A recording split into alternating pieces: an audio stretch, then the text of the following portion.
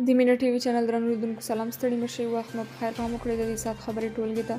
د ایران او افغانستان ترمنځ سرحدي ناندرۍ، طالبان واته ایراني ځواکونه او یو موټر نیولی. هرات کې ولسي سرچینې وایي چې طالبان له ایراني پولساتو سره تر ناندرۍ وروسته د هغوی یو پوځي موټر نیولی دی. د سرچینو په خبره د ایراني پولساتو او طالبانو ترمنځ د هرات اسلام قلعه پوله کې له هغې وروسته ناندرۍ زیاتې شوې چې طالبانو غوښتل په سیمه کې یو سړک جوړ کړي، خو د ایرانیانو له مخالفت سره مخ شوي دي. سرچینې وایي چې 5 ایراني پولساتي له موټر سره د سړک د جوړېدو مخنیوي ته راغلي وو چې طالبانو پرې کلک غبرګون ښوولی او موټر یې ترې نیولی دی. ایراني ځواکونو وسلوال په لاس د پولې په اوږدو کې هڅه کوي بیرته موټر واخلي، خو تر اوسه بریالي شوي نه دي. له دغو ناندرۍ وروسته د اسلام قلعه دروازه د تګ راتګ پر مخ تړل شوې ده. تر اوسه د دواړو هیوادونو رسمي سرچینو په دې اړه څه نه دي ویلي. له دې وړاندې هم د ایراني او طالب پولساتو ترمنځ د پولې په اوږدو کې ناندرۍ رامنځته شوې دي. کاپیسا کې د دوو پخوانیو پوځیانو او طالبانو ترمنځ 6 ساعته نښته. کاپیسا کې ځایي سرچینې په دغه ولایت کې د دوو پخوانیو پوځیانو او طالبانو ترمنځ د نښتې خبر ورکوي. سرچینې وایي دا نښته نن شنبه د غویي پر 3 د سهار 10:30 دقیقې له هغې وروسته پیل شوه چې طالبانو غوښتل دوه پخواني پوځیان او د پخواني جهادي قومندان صوفي آغا جان زامن ونیسي. د سرچینو په خبره دغو دوو پوځیانو په پل شهره او هغه کور کې چې جنګي قلعه ته ورته ده له طالبانو سره په نښتې پیل کړی او دا نښته تر 3:30 بجو روانه وه، خو طالبان تر اوسه توانېدلي نه دي هغوی له پښو وغورځوي یا یې ونیسي. حاجي آغا جان پخوانی جهادي قومندان و، یو زوی چې د پخواني حکومت د ځانګړو ځواکونو غړی و، د جمهوریت په وروستیو میاشتو کې له طالبانو سره په جګړه کې ووژل شو. حامد کرزي او بیا د نجونو د ښوونځیو پر پرانیستل کېدو ټینګار کړی دی. پخواني ولسمشر حامد کرزي د ښوونځیو د پرانیستل کېدو په موخه د ښځو غږ د ټولو افغانانو غږ بللی دی او یو ځل بیا یې د نجونو د ښوونځیو پر پرانیستو او دغه راز دندو ته د ښځو پر ورګرځېدو ټینګار کړی دی. مداخل قبیله وایي پاکستان د بمبارۍ کې وژلو شوو وزیرستانیانو سره انصاف وکړي. په خوست کې د وزیرستانیو کډوالو د وژل کېدو په ضد په بنو کې د شمالي وزیرستان د مداخلو قبیلې احتجاجي پرلط له تېرو 6 ورځو راهیسې دوام لري. دوی دا احتجاج د اپریل پر 14 تر هغې بمباري وروسته وکړ چې پکې د ښځو او ماشومانو په ګډون لسګونه کسان ووژل شول. ځینو پرلطوالو د اپریل پر 22 مشال راډیو ته وویل چې په خوست کې د پاکستانیو ځواکونو په بمباریو کې له وژل شوو سره د انصاف وشي او له افغانستانه د ټول وزیرستاني کډوال خپلو کورونو ته ستانه شي. د بنو احتجاجي پرلط ته د اپریل پر 22 د پاکستان د قومي اسمبلۍ غړی محسن داوړ په خپله وینا کې له حکومته وغوښتل چې په دغه سیمه کې د ناامني ختمه کړي. تر محسن داوړ وړاندې د اپریل پر 19 پر ماښام پرلط ته د پښتون ژغورنې غورځنګ مشر منظور پښتين هم ورغلی و. نوموړي په وینا کې پر اسلام آباد او کابل غږ وکړ چې د خلکو د امنیت ټینګښت په برخه کې د خپل مسؤلیتونه ادا کړي. اسلامي امارت وایي له ایران سره د اوبو پر سر لانجه د خبرو له لارې حل کېدی شي. د اسلامي امارت د بیان مرسیال انعام الله سمنګاني په یو ویډیو پیغام کې پرون چې خپور شوی ویلي افغانستان خپلو ټولو پخوانیو ژمنو ته تعهد لري او په وینا یې چې د افغانستان نوی حکومت د ایران اندېښنې د خبرو له لارې حل کولی شي.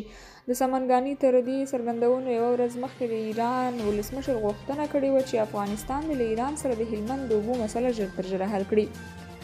د طالبانو حکومت د لوړو زده کړو وزارت د پریکړې په اساس د کابل پوهنتون او کابل پولي تخنیک پوهنتونونو درسي بهیر به تر دې وروسته اونۍ کې 3 ورځې د نارینه او 3 ورځې د ښځینه محصلینو لپاره وي.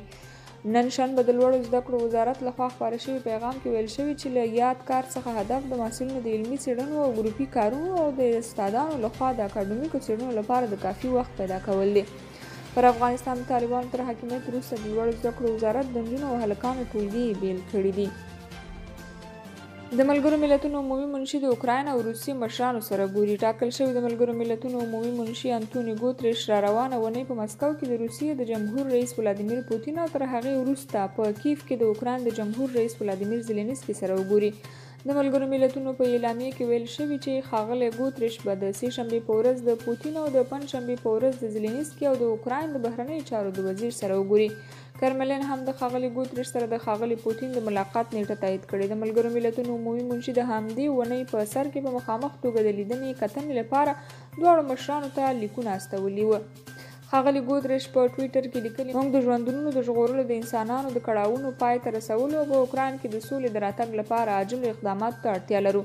د روان کال د فبرورۍ د 24مې نیټې را په دې خوا چې روسیې په ګاونډي هیواد یرغل کړی، د ملګرو ملتونو امنیت شورا هم په 2 برخو ویشل شوې. شانګهای همکارۍ سازمان وایي افغانستان کې دایمي ثبات ټولګډونه حکومت سره تړلی. د شانګهای سازمان غړو هیوادونو په افغانستان کې د دایمي ثبات پر راتګ ټینګار کړی دی.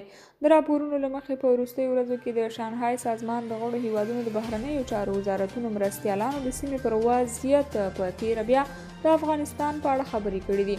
په دې بحثونو کې ټینګار شوی چې ژر تر ژره د په افغانستان کې یو ټول شموله حکومت رامنځته شي، څو وکړی شي په دغه هیواد کې دایمي ثبات او ډاډ ترلاسه لا برابر کړي. دوی همداراز زیاته کړې چې افغانستان کې د دایمي ثبات غوښتونکي یو تمه لري چې په دغه هیواد کې سوله او امنیت ټینګ شي. بلخوا د شانګهای د همکاریو سازمان غړو په سیمه کې له ترهګرۍ سره پر ګډې مبارزې، د نشه یي توکو پر وړاندې مبارزې او سیمه کې پر ګډو امنیتي همکاریو خبرې کړې دي. د اسلامي امارت یو پلاوی د هوایي ډګرونو د مدیریت په تړاو خبرو لپاره دوحې ته تللی. د ترانسپورټ او هوایي چلند وزارت وایي چې د افغانستان د اسلامي امارت یو لوړپوړی پلاوی د هوایي ډګرونو د مدیریت پر قرارداد د بحثونو لپاره قطر ته تللی دی. د دغه پلاوی مشري د ترانسپورټ او هوایي چلند د وزیر حمید الله اخندزاده په غاړه ده او د بهرنیو چارو وزارت د سرپرست امیر خان متقي په ګډون یو شمېر نورو چارواکي هم پکې شامل دي. د ترانسپورټ وزارت په وینا ټاکل شوی دغه پلاوی له قطري چارواکو سره د افغانستان د 5 هوایي ډګرونو په ځانګړي ډول د کابل، کندهار، هرات، بلخ او خوست هوایي ډګرونو د قرارداد پر تخنیکي اړخونو بحثونه وکړي. ویل کېږي چې په دې لیدنه کې د ترکیې د تخنیکي ټیمونو استازي هم حضور لري.